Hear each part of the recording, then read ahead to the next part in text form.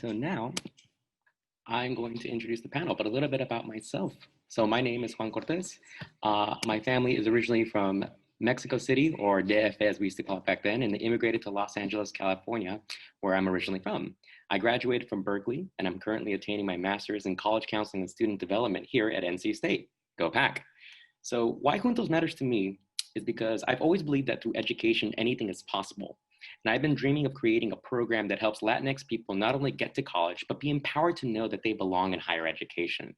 Luckily, Juntos does just this. And it feels like it's a match made in heaven. So I'm proud to help my youth and their families reach their collegiate dreams.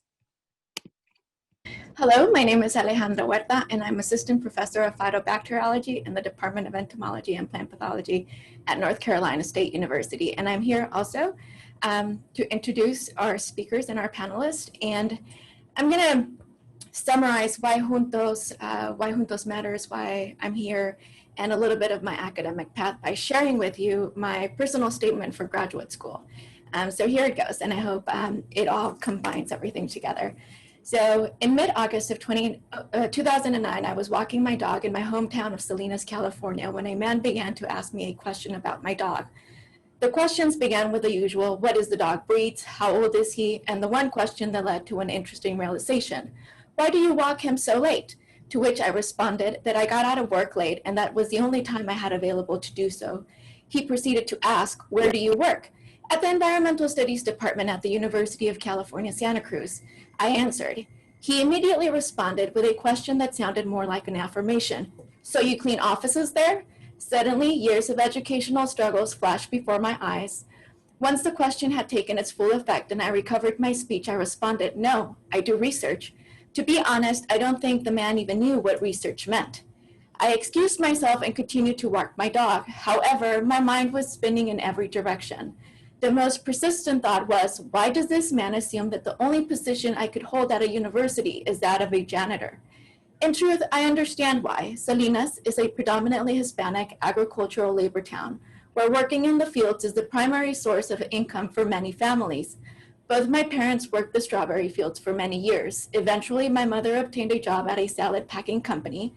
This was considered to be much better employment. At least she was no longer picking strawberries under the sometimes cruel weather conditions and constant physical discomfort. My father, however, continued as a laborer in the strawberry industry for many more years until he injured his back and was put on disability. In such a town where my family is the average family, it is rare to find an educated woman. It is rare to find a Mexican woman researcher, and in a matter of minutes, I realized how rare my educational goal of becoming a plant pathologist, which is somebody that studies diseases of plants, and conducting research really was. Nevertheless, the question was only a warm-up for what was about to happen. 2 weeks after the above-mentioned incident, I drove to Las Vegas to be present at the birth of my best friend's baby. I arrived really late at night, and my friend's mother-in-law was responsible for letting me in the house. I knocked half asleep, as is to be expected at 4 in the morning. To my surprise, however, a very cheerful woman opened the door, extended her hand, and said, "You must be Mara's friend, the scientist." This time, the world didn't turn, it stopped. Never in my life had anyone referred to me as a scientist. I didn't dare label myself as such. I walked into the house and slept until later that morning, without really thinking about what just had happened. I awoke to a delicious breakfast, where the remaining family members of my friend Mara's husband were waiting. I was about to sit down and have breakfast when my friend's sister-in-law addressed me. "Alejandra, I have a question for you, but I hope it does not offend you." I thought in my head, what can she possibly ask that will offend me? I affirmed her that I would not take offense to the question and she could ask freely. This is what she asked. "Are you really a scientist, or is that what you call yourself?" I remember taking a deep breath and replied, "That's a really good question. And to be honest, I myself had never referred to me as a scientist, but I will explain to you what I do, and you can make your own judgment on whether I am a scientist or not." I began by telling her about an internship I participated during the 2006-2007 academic year, where I took part in the identification of a bacterial pathogen affecting strawberry flowers at the United States Department of Agriculture. I continued with the work I had conducted as a student lab assistant at a plant disease ecology lab and finished with a synopsis of the research project that I had been working on since the beginning of the summer. At the beginning of the chat, I was nervous, but towards the end, all of the words just rolled out of my mouth with a smile. I don't know what her final call on my professional label was, but it was the first time that I said to myself, Alejandra, you are a scientist. I've come to realize that it does not matter what you look like or how many times your dreams are questioned, because the only thing that matters is what you want and what you know you are capable of achieving. To conclude, my parents always encouraged me to go to college and study whatever it was that I wanted to do. They would always use themselves as examples of what working in a labor-intensive job was like and what I should not want. They are my most respected role models among the short but important list of role models. Today, I want to go into plant pathology, and I am a plant pathologist, which entails agriculture. I am going back to my roots and will always go back to my roots in the hope of watering a tiny dream that may sprout to be the next great scientist, or at least change the notion that the only employment a Latina woman can hold at a university is that of a janitor. And that is why Juntos is. I want to inspire students to reach their goals, and if they're interested in science, to be a bridge and be a mentor.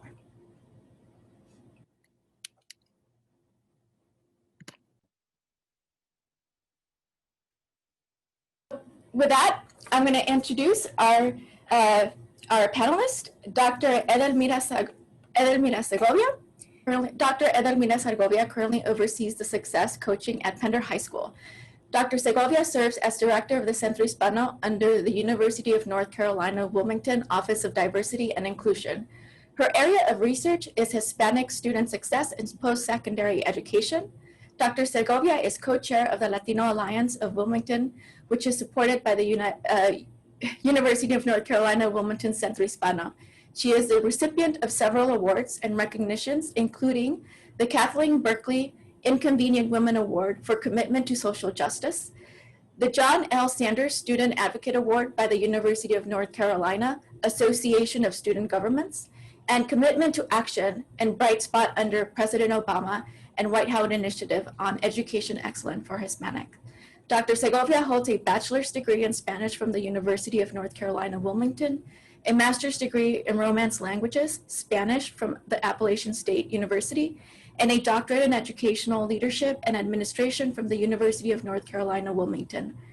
A native of Peru, Edelmira Segovia has lived in North Carolina for the past 30 years.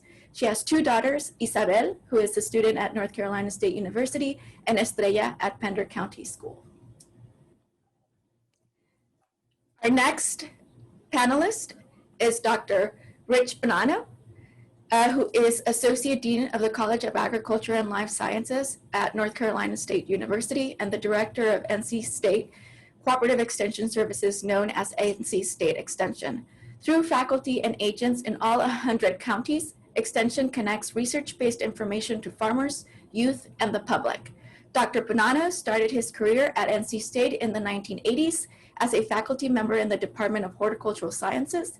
He left state in 1989 to return to Massachusetts, where he managed the family vegetable and flower farm, worked part-time in extension for the University of Massachusetts, and was president of the Massachusetts Farm Bureau Federation.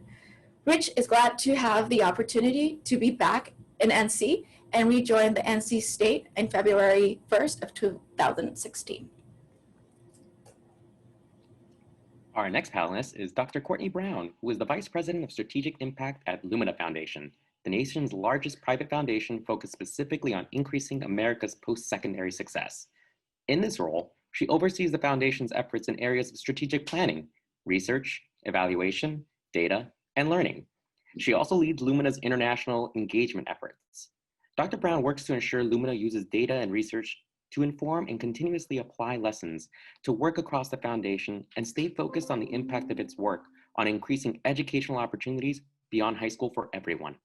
Dr. Brown received her BA from James Madison University and her MA and PhD from the University of Virginia. And our final panelist, who needs no introduction, Dr. Scott Reed, will be joining us in our panel. This first round of questions are going to be 5 minutes each, and we'll start off with ladies first. Dr. Segovia, can you share your professional work and how it is connected to the Juntos mission? Good afternoon, everybody. Good to see you again, and it's like a family gathering for me here. Why Juntos? I would start by saying because I am a product of North Carolina public education, and though I can say that I am a product of that, unfortunately, my experience is that nowadays many students are saying I am a survivor of that. So my experience was very different in the early 90s, when North Carolina was definitely a thriving state in terms of education, which actually drove a lot of our immigrant families into the state. They liked the system here. They felt welcome, and so they stayed. So my family was one of them, and so I proudly say that I am a product of public education in North Carolina. My work switched into now looking at survivors of the system and into successful Latinx students, because I was truly sick and tired of seeing the term dropout being used in every piece of research that I would run into.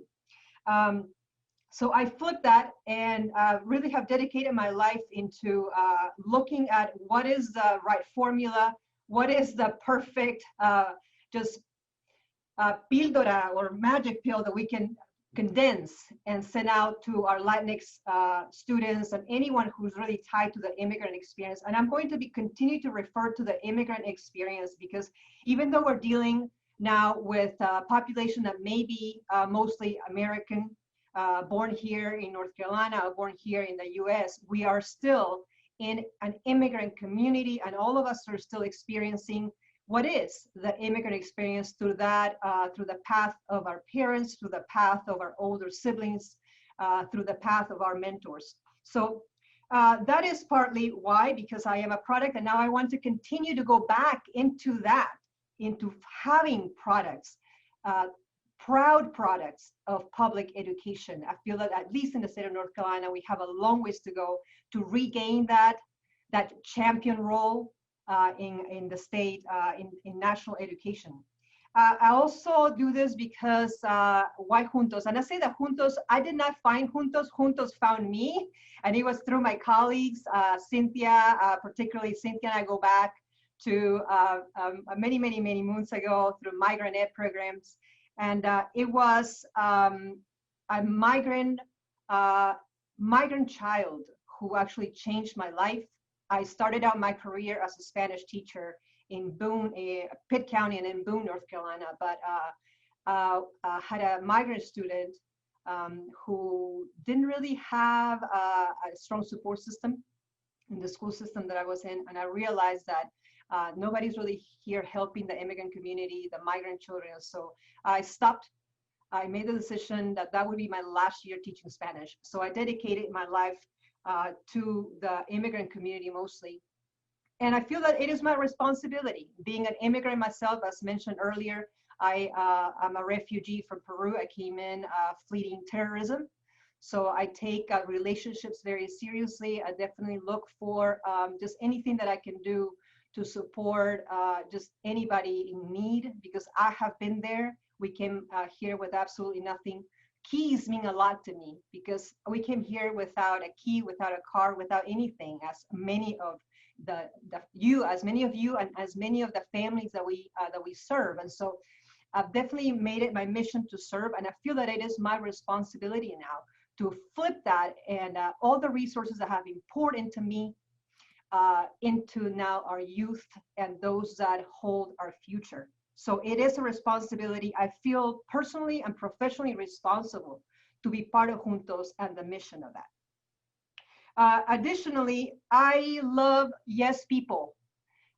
Si se puede, and I just whatever I can do to bring more leaders into the open mindset of knocking down barriers. If you see them, if you find them, just finding ways to lift people up and to bring more people along with our mission and with our team to create doers, makers, shakers. I am very glad that Dr. Reed mentioned. What are we disrupting? I just wrote it on my board, actually, on my inside my office. What am I disrupting?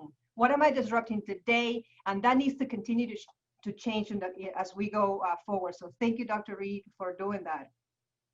I also do this in Why Juntos because we are shaping, polishing, shining diamonds in the rough. All of us, at whatever level we're in, all of us have strengths and talents, and I have definitely made it my mission to help mentor and help our community look within and identify what those strengths are and what those talents are, so that we can all move forward together stronger, not just building ourselves stronger, but our community, our state, and our country stronger. But we definitely have, all of us are diamonds in the rough, and I hope that my students eventually believe that in themselves, because it is a long path for them for me to say that, and then eventually for them to believe it.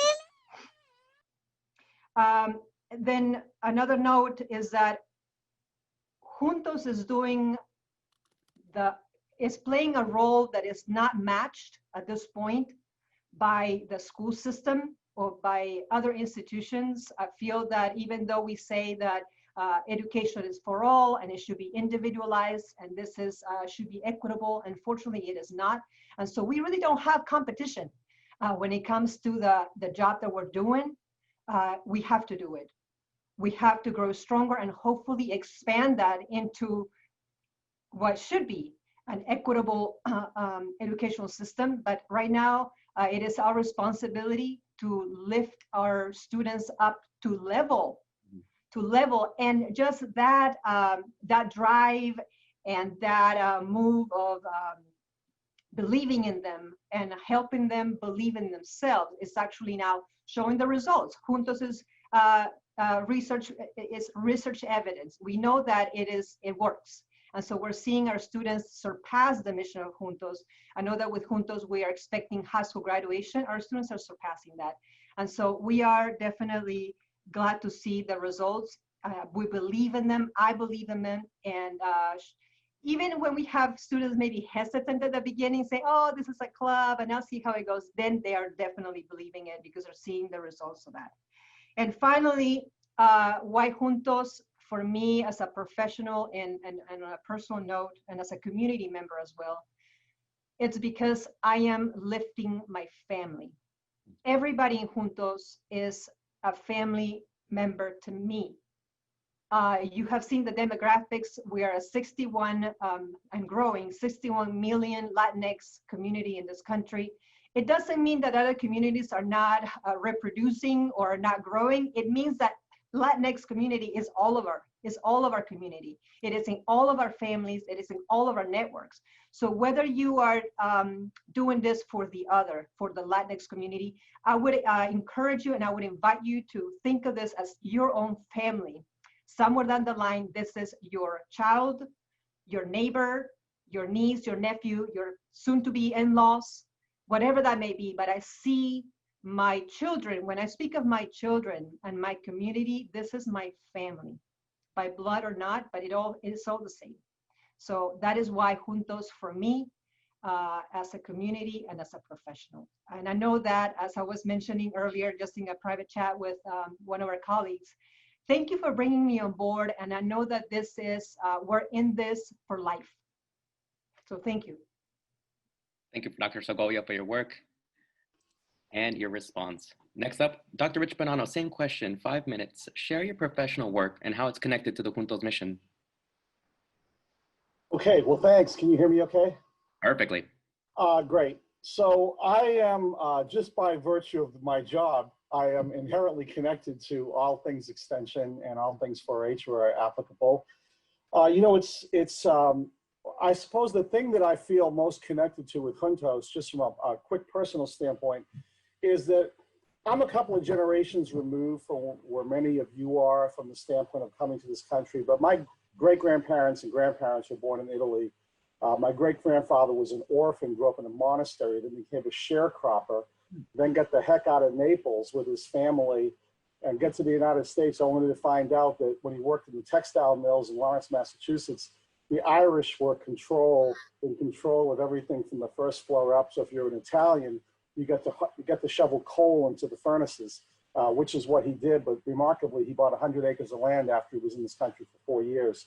But the thing that's interesting about the Juntos connection is that I grew up very much in a family where you were cloistered, like you weren't allowed to go anywhere or do anything. You really didn't have friends. You get up in the morning, you went onto the farm and you pulled weeds and you did whatever you needed to do. And the concept of like having friends from school and going out and doing things was not on my radar screen until I escaped and went to college. And that was like my first foray with actually not living on the farm. So I see what a lot of people see. I was thinking about what Scott said earlier about strategic planning, and I had actually something written down that was very close to that. I don't see myself as someone that is making big decisions and running in front of this organization. I pretty much see myself as somebody that runs kind of alongside everybody in this organization and kind of respond to the needs and the realities of the day, because we're very focused on the community that we serve and wanting to make sure that we do a service that reflects what the needs of the community are, all the way up to the kind of research we do in many areas, whether it's youth development or agriculture or community resource development or food and nutrition programs. So I see this sort of overall extension connection as really making sure that I'm responsive to the needs of the people that I serve. And that includes things like the funding of positions, like when Andrew Benka and was at the university, and also of course Cynthia, who's there as our Latino program manager. Also dealing with our agents, our 4-H agents, and especially trying to understand the needs of how 4-H, and that's something we're still, I suppose, still working on, Cynthia, about, and Diana, about how 4-H really figures into Juntos in North Carolina. I see a connection with community resource development, rural development, with agriculture, with 4-H. And kind of the remarkable thing that I think hopefully I've helped to be a part of is this move that we've made at NC State University, where just coming from a very small program that Andrew and Cynthia sort of envisioned in 2007, I believe, and working through various levels of extension in the counties and how this all moved forward, to the point where the university looked at us and said, we want to embrace Juntos. We don't want it to be just an extension. We don't want it to be just in the College of Agriculture and Life Sciences. We want it to be part of the university and how the university looks at bringing communities forward. So I just kind of feel kind of happy and blessed to be part of this. I'm happy that my role here in Extension allows me to help facilitate things where I can facilitate and have the right conversations. Nothing is a greater joy to me than getting out in the state and seeing programs. And someone mentioned Sampson County already, and the last thing I'll say is I hit 4 minutes and 1 second on my 5 minutes is that you know, going down to a big 4-H presentation in Sampson County and the little town of Clinton that someone has already mentioned, and seeing 4-H awards night, and literally half the people in the room were part of Juntos. The largest group that was there was the Juntos group, and it was great to see all that, because some of those communities, especially our agricultural communities where we've got a lot of hand labor, tobacco, sweet potatoes, you know, apples, those kinds of crops. We have a huge Latino community, and it's great to see the participation we have in our university program. So with that, I'll turn it back with 15 seconds left. Thank you for your response and for being responsive to the needs of the people in the community, Dr. Bonanno. All right, let's move on to Dr. Brown. Dr. Brown, please share your professional work and how is it connected to the Juntos mission? Thank you so much. And if you don't mind, I'm going to share some slides because at heart, I'm a data nerd. So hopefully you can see this. So a little background about why Juntos is important and how it relates to the work at Lumina Foundation. So as you mentioned in my introduction, Lumina Foundation is a national independent private foundation. And at Lumina, we have a singular focus, and it's on education beyond high school. We work toward a very specific and ambitious goal, that is to increase the percent of Americans with degrees and high quality credentials to 60% by 2025. Currently, we sit at just at about 51%. So to that end, we focus all of our efforts toward creating a high quality, affordable post-secondary system that serves all Americans, regardless of race, ethnicity, age, income, or geography. We recognize that changes that have to be made are not mere tweaks. Policies, practices, and beliefs rooted in history and still affecting people today, especially keep many Black, Native American, and Hispanic people from the education and skills they need. These systems unfairly hold back individuals, the future students we care about, who are seeking a better education and a better life. We know that the promise of the American opportunity has always been in sharp contrast with our nation's legacy of racial discrimination and oppression. We're painfully aware that unfair inequities persist, mostly for people of color and low-income individuals. The percentage of whites with post-secondary degrees are almost double those of Hispanics. That's a huge gap, one we have to address. It represents millions of people across the US who face an uncertain future, people we need to help to create our common future. A commitment to racial justice deeply rooted in equity and quality learning must continue to be the bedrock of all that we do. Racial disparities in the United States are widening, and without concerted efforts, this unfairness is just going to worsen. Unfortunately, today's education systems fail to meet the needs of today's students. And I have a number of facts about today's students on the screen. In the US, these students are more racially and ethnically diverse. They're more likely to work full-time, and they're more likely to experience poverty, a lack of stable housing, and food insecurity. These circumstances reflect widening gaps in income, wealth, and access to opportunity. And I have to address the elephant in the room, the elephant that's been there for 7 months now, COVID. So even before the pandemic, higher education faced growing scrutiny about its role in contributing to severe societal equity gaps that afflict Black and Latinos, as well as historically underrepresented groups. The pandemic's impact on higher education was felt early and profoundly. And the unprecedented change it and the accompanying economic crisis brought to colleges and universities immediately exacerbated existing challenges for students from racial minorities, low-income backgrounds, and those who are working adults. And it's raising important questions about access to and equity in post-secondary education. Those who were already struggling financially before the pandemic were more affected during it. Black and Latino workers are more likely to have lost their jobs, while white and wealthier Americans are more likely to be able to work from home and not be denied and not be deemed essential frontline workers. So they're not as likely to be exposed to the virus. In general, those with less education face much more economic impact than those who have a college degree.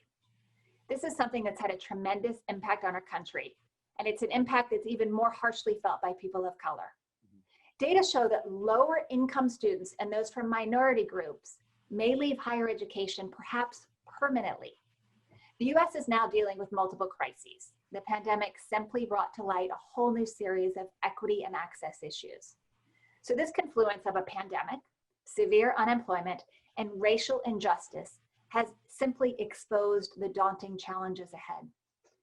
None of these disproportionate impacts on post-secondary education should come as a surprise, but these crises have actually accelerated the problems and actually worsened them.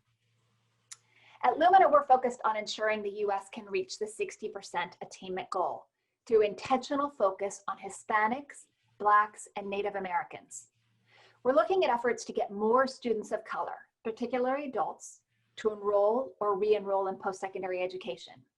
And I know your focused efforts with Latino youth across the country is helping to make this a reality. We're also aware that enrollment isn't enough. We need to help them succeed. And given the pandemic, we know there are additional barriers. Consider, for example, that only 58% of Latino and Black families own a desktop computer or a laptop. That's compared to 82% of white families. And there's a nearly 20 percentage point difference across the same populations when it comes to households with high-speed broadband internet access. It's not hard to conclude that students who had to leave campus in the middle of the semester likely had vastly different at-home learning experiences. And it's no surprise that many of them are struggling to return. We also know that real change can only happen through systemic and policy change.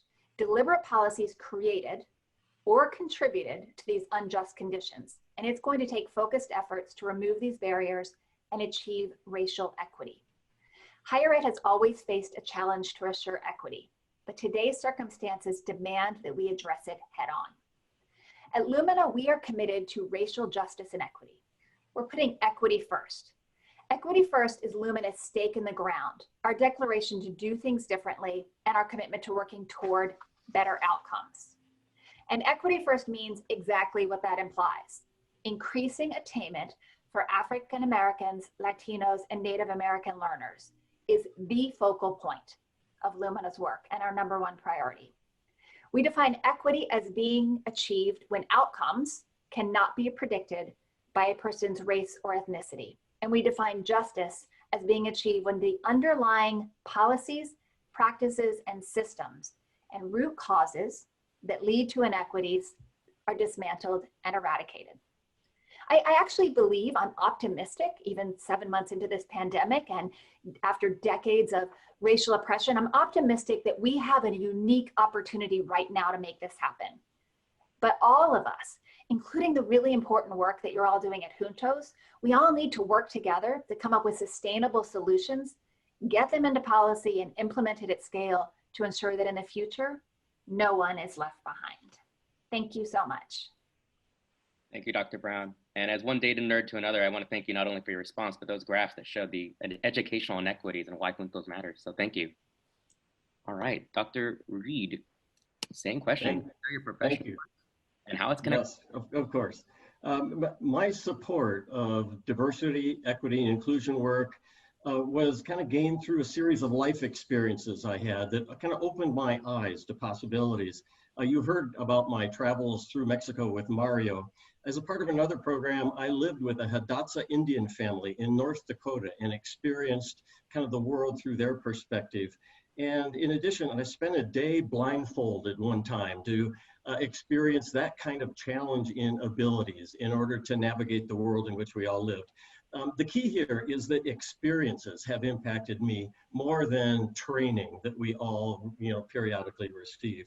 Now, Juntos became a natural priority when communities in Oregon identified concerns of academic performance of challenged populations. One particular Oregon county, Tillamook County, took the lead. And there we were testing the concept of what we called and still call open campus, which is a different way of meeting community needs. We had very strong support from the local county commissioners, so the policymakers were talking to us actively. We had the community college as a key partner and co-funder. In Oregon, there's one community college for every 2 counties, and they live and work and study many of the same issues and people that we're concerned about. Ultimately, we built a new building together with the local community college in which Open Campus and Juntos is led.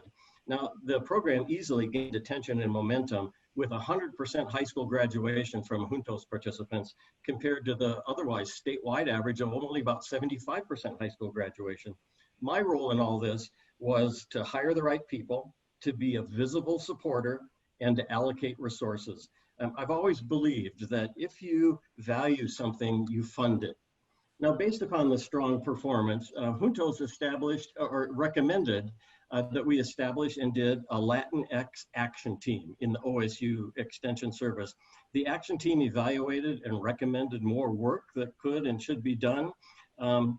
As part of the momentum, we established a new position, a director of diversity, equity, and inclusion in the Extension Service, filled by a Latina. Ana Lu Fonseca is her name. Some of you may have met her along the way. Ana Lu has gone on to create a cadre of what she calls diversity champions inside the organization. She developed a drop-in and a welcome center for people that otherwise wouldn't have a place to feel like they belonged, and several other consciousness-raising things. I'm sure that more work has been done since my retirement a year ago, but I'm happy to have been a part of generating the momentum. Thank you, Dr. Reed.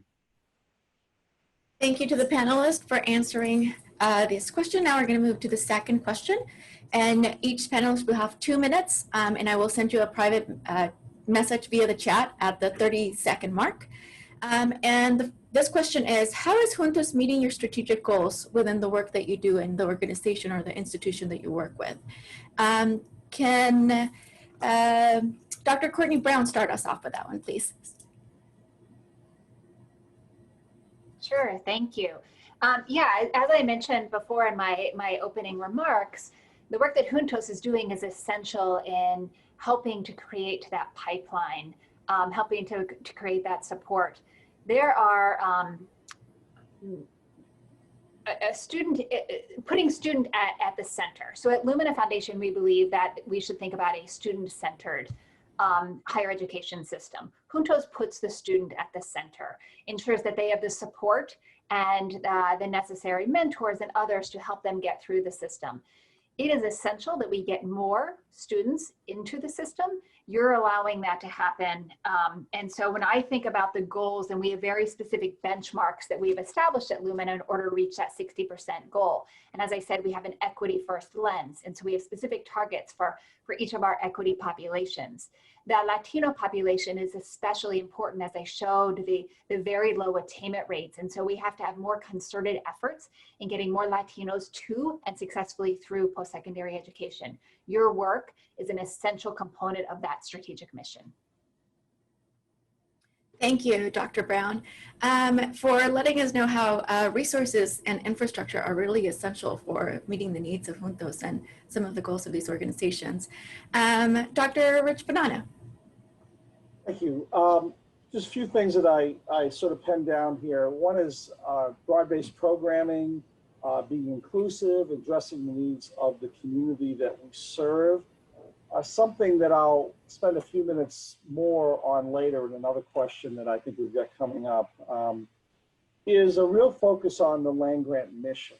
The idea of a public university, why these universities exist, and what was the difference between universities that existed prior to the Morrill Act being passed. And it wasn't just about, you know, helping farmers. It was about being a university for the people, to allow people that were not in that sort of elite category to be able to get an education. And how do our universities continue or strive to fulfill that mission? And so to me, that's a big part of where we're going. And Juntos is a great example of fitting into all of that. Thank you, Dr. Banana. It's always important to think about that land-grant mission and what it stands for and how we can move forward with that whole idea when we do our research and our social work. Dr. Scott Reed? Thank you very much. We have several strategic goals that Juntos contributes to. The first of which is becoming a better university and a better extension service because of our commitment to inclusive excellence. The concept of inclusiveness is all about access for all. The university actually has a written strategic plan about inclusiveness. And the second strategic goal is to improve the recruitment of student employees from students and employees from underrepresented communities. Juntos clearly is doing that. A third strategic goal is to maintain an inclusive climate to support retention. Attracting people is only part of the work. Then you need to have a sense of community, family, comfort, and relationships. Fourth is to provide an innovative and transformative learning experience, which Juntos also does. And before I kind of turn the mic over, on the subject of a better extension service, it seems to me that extensions should measure themselves based upon increasing the fraction of the population we serve, building working relationships and common goals across the educational systems. You know, higher education isn't an island. When you look at pre-K to 12 and community colleges, they are powerful partners in this educational enterprise.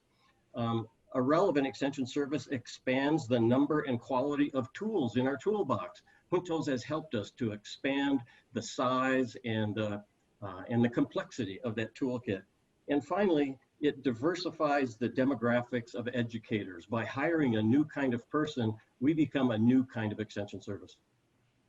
Thank you, Dr. Reed. I think you touched on a couple of really important points, which is representation, community, and inclusion, and how that really impacts our populations and achieving some of these goals. Dr. Segovia? Yes, along the lines of all of my colleagues, the institution has several goals aligned with diversity, inclusion, retention. I did want to quote that this is in our website. We are here to support the sons and daughters of North Carolina, right? And to help them pursue their dreams. Let's be mindful of this as we move forward, that we are in our Juntos family speaking of those very sons and daughters of North Carolina. So that's who we're focusing on. As far as my role of Director of Centro Hispano, it is our direct mission to support applying, pursuing, and completing degrees by Latinx community here in our Wilmington area. And I have to mention the Wilmington area because we're a silo. We call it the Local 8. We are a Local 8 county, with New Hanover County being the only really commerce center. So we are surrounded by rural community. We have a dedication and a responsibility to bring in students from rural areas, and a lot of our first-gen American, first-gen college-bound, just the whole first-generation experience in terms of becoming college families. And I do want to echo my colleagues' points in the diversity and inclusion mission, that our students need to continue to see themselves not represented only in their peer group, but also in their staff, mentor, faculty group, and supporters on our campus. Thank you, Dr. Segovia. With that, we conclude the second question. Right. On to the next question. And I want to start with Dr. Bonanno on this one. So Dr. Bonanno, 2 minutes. What's the gain in having Juntos as a unified national program? So I just got a couple of thoughts. One is to learn from each other. I am looking at other states and what they do, and maybe some nuances or differences based on how they feel they can operate and structure. And so to me, just that whole learning experience, or maybe we can sit down every now and then and talk about what we're all doing, which is part of what this meeting is all about. And the second is funding. Looking for opportunities, whether they're private or public. Can we do more within USDA or other federal agencies to see if we can get more stable funding for Juntos, and then also on the philanthropic side, is there an opportunity from really focusing on a national perspective that will help us with the funding aspect? So those are my two thoughts. Thank you. Thank you, Dr. Bonanno. Exactly. We're all here to learn from each other, and I'm glad we can learn from you. For Dr. Brown, what's the gain in having Juntos as a unified national program? I would echo everything that Dr. Bonanno said. I absolutely agree that the essential piece is this learning. Now, I understand that every program is a snowflake, and there are, definitely unique aspects of each one. But, looking at it from a selfish perspective at Lumina, we are interested in scalable change, not boutique programs. And so understanding how this could be scaled to actually impact and help more Latinos be successful is really important for us. And so the extent to which it can be scaled, that lessons can be learned and taken from one site to another and shared, and more best practices can be copied, I think is fabulous. So that's why I think it would be great to have it as a national unified program. Thank you, Dr. Brown. Yes, we're all here to learn, but also scale. We want to make sure this is accessible for everyone. Thank you. So, Dr. Reed, what's the gain in having Juntos as a unified national program? I can think of 4 gains, the first of which is increased visibility and momentum behind an established successful program. Second is the obvious expansion of impacts versus because of the growth and the resources that come to national programs. Third, we will create more stakeholders and champions along the way. And fourth and finally, it helps drive accomplishment of more educational credentials. If you accept that education drives democracy, we want to have as much of America as possible earn and utilize an educational credential. I believe it's Lumina Foundation actually that that has shown us that half of the adult population in our country do not have a post-secondary experience, and that 21% of Americans between ages 25 and 64 have some college but no degree. And if we organize ourselves and our resources correctly, we can help increase the fraction of Americans that actually hold an educational credential with all the associated benefits. Awesome. Thank you very much, Dr. Reed. And Dr. Segovia, what do you believe is the gain in having Juntos as a unified program?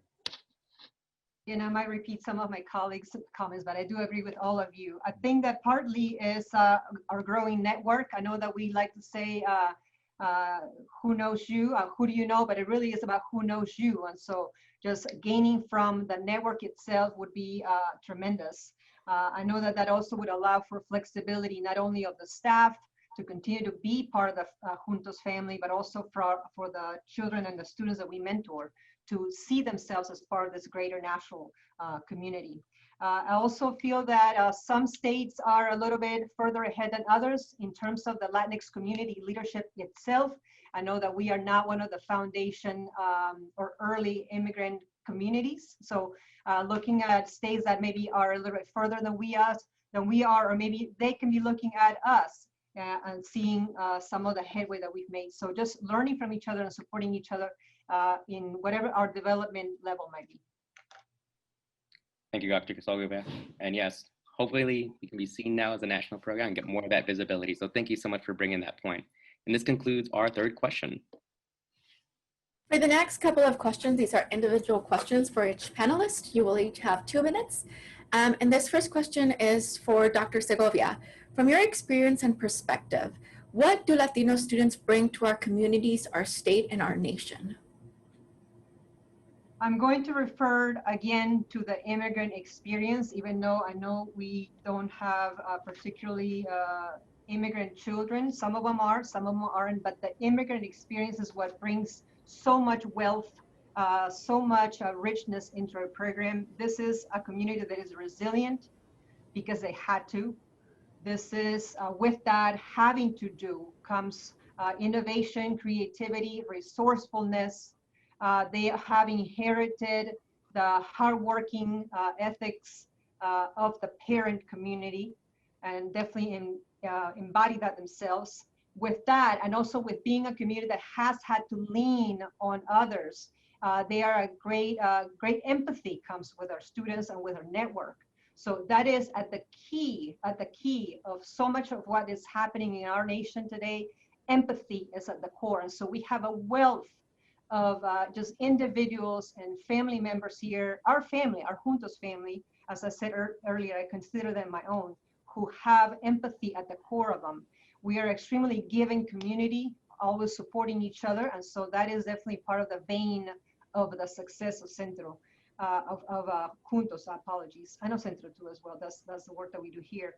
But then also, one thing that I don't know that has been mentioned yet is that in this age of trying to expand our cultural awareness, our cultural competency, our Juntos community comes with a great wealth of this already with them. So while other communities are trying to make some headway and gains in this area, cultural awareness and cultural competency, our students already come with a great amount of that. And so it is up to us to continue to expand on them with communities that may not be their own at this point. So that is a huge piece. Thank you very much, Dr. Segovia. I think, in summary, and a lot of what you mentioned resonates with my own experience, but how can we solve challenges if we don't include our Latino and our young population into the conversation and we start meeting their needs? And I think it's very important because they're our future, right? The next question is for Dr. Bonanno. As an extension state leader, what advice would you give to your counterparts on building support for Juntos in their states? Well, in a word, it would be flexibility. And that flexibility is in how the program should operate, partnerships, listening to all sides in terms of both from the university side listening to NC State as a partner, but also listening to the user community as what's the best way to make the program work. I think for a lot of states, it's starting off as a 4-H program, but I think what we've learned is that that's just one piece that if it goes beyond 4-H, it grows, it gets larger, it needs a reliable funding mechanism, and that may not be just coming from extension. So how do you develop those partnerships? The other thing is to think that in developing partnerships, that as when I look at Juntos, and we talk about this idea of getting kids to go to post-secondary education, it's not about just coming to NC State. It's about going to any post-secondary education, to pursuing their dreams, regardless of where they are or what university they're going to, and whether that's starting at a community college or going directly to a 4-year. So having that flexibility and having an understanding that it isn't all just about the land grant that you work for, but there's plenty of other places to look at and grow into if the program is going to work. And I think if you go in with that kind of mentality, I think the program can go a lot farther. Thank you, Dr. Bonanno. I think that centers around the whole question of access and opportunity, right? How can we provide more opportunities and more access to these students and the training they really need to reach those objectives and those goals? All right. Now I have a personal question for Dr. Brown. Dr. Brown, how does Juntos as a national program get the attention of a foundation like yours to invest in our work? That's the literal million-dollar question, right? I would say a few things. First of all, be clear about what your mission is. Who are you? Who do you want to be? Who is it that you are serving? Be very clear about that. Educate yourself about what foundations, and I would look at, Dr. Reed mentioned lots of foundations when he was speaking. What foundations are aligned with your mission, both national as well as local foundations? Understand what they're looking for and what they need, but at the same time, stay true to yourself. There are way too many organizations that try to bend to what funders want, and you'll lose your identity in the process, and therefore not be able to get more funding. Develop evidence, start conversations, network, become experts on panels so you are seen and people hear more about what you're doing. Tweet, I don't want all those places with those keywords that the funders that you're interested are seeing. This is how we learn about new organizations out there. We don't want to work with the same old organizations. We want new ideas, and especially, speaking from Lumina's perspective, we want ideas that come from the populations we care most about, the 3 equity populations. And so we're always looking for new partners, and understanding who you are and the evidence behind what you do is really important. Thank you, Dr. Brown. Yeah, especially trying to be clear about who we are and ourselves. It is 2020, so hopefully we leave this meeting with 2020 vision in mind and can be seen clearly. All right, now our next question is for Dr. Reed. Dr. Reed, now I want to know, what's your personal elevator pitch for Juntos? Thank you. When I first saw this question, I begged Diana and Juan for as many floors in this elevator ride as possible, but they didn't answer that question exactly. But my elevator speech would be something like this. Juntos, while a relatively new program compared to more than 100 years of other university outreach, naturally builds upon the social covenant of America's land-grant universities to serve those with less access to educational resources, as was done early in the 20th century, serving the fledgling agricultural community in its time. The growing Latinx population is a durable and growing population sector, committed to education, responsible and responsive, and a co-learning partner in seeking and developing new tools and approaches. After a 13-year experiment, the results are in. It's time to anchor Juntos in community learning systems. Thank you for your pitch, Dr. Reed, and what a pitch. Thank you. Okay, so these next questions will be some rapid fire questions. You're gonna have 1:30 to answer. And the first question is, what recommendations do you have for Juntos as we move forward as a unified national program? Dr. Segovia. I would definitely look into your own teams and see if you see representation from your local stakeholders, from your community members. But I think that introspection is key to see where your team may be at and what strengths we need to be adding to it. Yes, identifying our flaws is very important. And sometimes it's really hard to see them from within and we need them from outside. Dr. Reed. Thank you. I have 4 recommendations. The first is to find and develop champions. Find champions in the academic community, in the policy community, and in the NGO community. Second, convene these communities to identify community assets and resources that can be brought to bear. Things like libraries, community colleges, the business community, K-12 systems. We bring them together in what we call education councils, which is a new and expanded way of thinking. A third recommendation is tell the story and spread the word. Use social media. I have described my experiences with Mario, where I learned from an individual, but the world we live in today is increasingly using what's known as the influence economy, largely driven by social media. As it happens, this week is the 10th anniversary of Instagram. Last month, there were 1 billion posts in Instagram. That and the other social media are causing people to think and change differently. The influence economy is powerful and growing.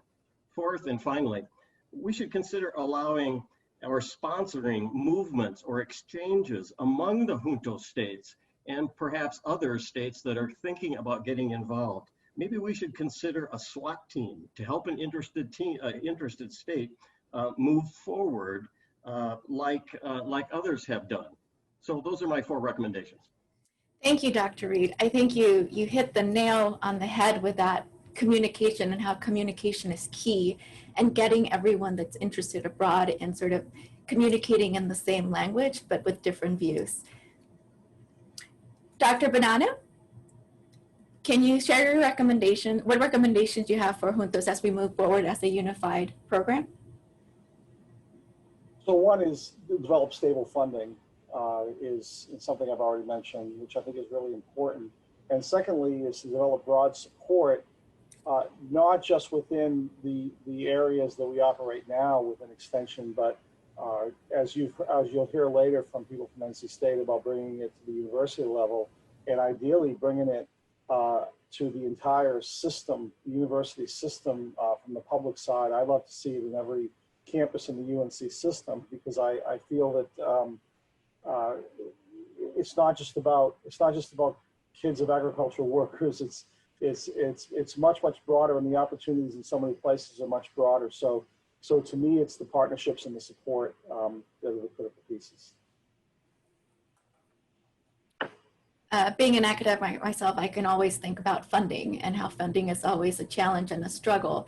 But this goes back to what Dr. Segovia and Dr. Reed has been talking about, as being clear as to the mission and why it matters to our partners and to our institutions. And lastly, Dr. Brown, can you share some recommendations?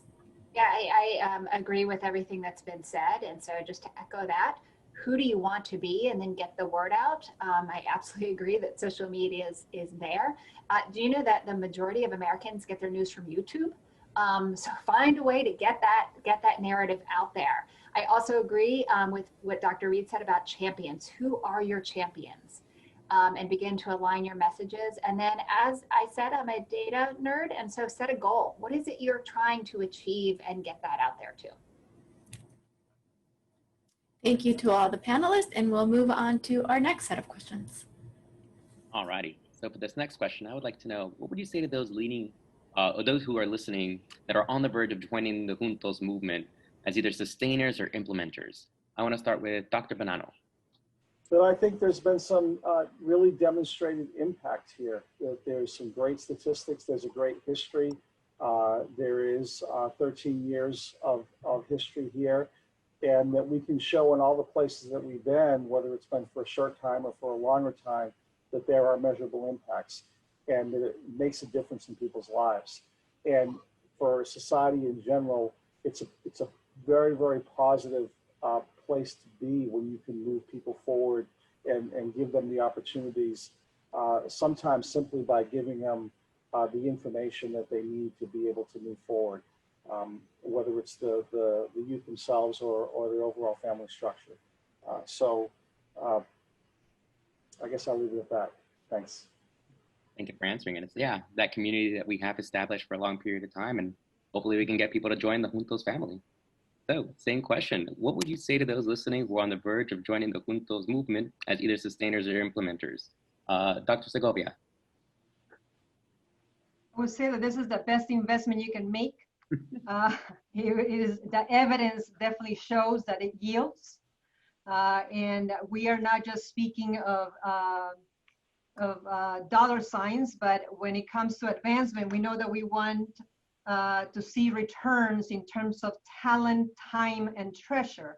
So we are looking at our future community leaders who are going to be in positions of making changes, changing policy, and truly embodying that future that we're speaking of. Also, we're going to be looking at our professionals. We're starting to see some of those results now in our very young professionals. And not to mention that this are going to eventually be a pool of our supporters, our sponsors, or our donors. Time flies by. I am already seeing that in terms of my former students being part of this giving pool. Thank you, Dr. Segovia. And you're right, like we've been, in relation to Dr. Banana, we've been around for so long that some of our students are actually now becoming those community leaders. We actually had one of those, Kenny, who was actually leading at our summer academy. So thank you for pointing that out.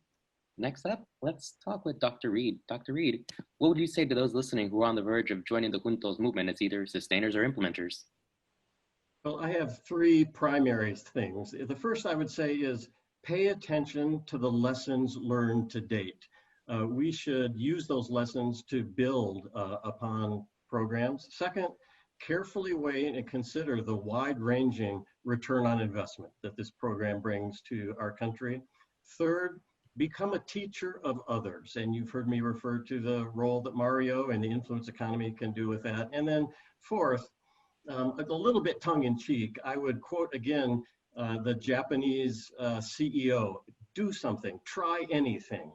We are in a position where we need to experiment going forward, and there's continuous learning involved here. And finally, I would say to the Juntos families, I won't quote it exactly, but Martin Luther King observed at one time, he said, what you do today will have an impact on children not yet born.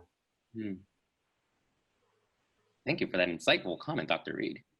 All right, and last but not least, Dr. Brown, what would you say to those who are right on the verge of joining the Juntos movement? And I agree with everything everyone said.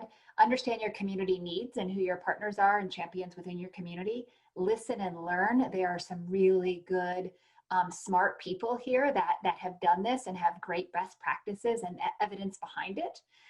And this is an incredible investment in the people in your community. And by doing this, you will be on the right side of history.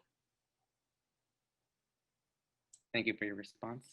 And you're right, like I just ran my first summer academy this year myself, and I was so scared of asking people to make that investment, and people are so excited about our program. So thank you for pointing that out. Okay, so that ends all our panel questions.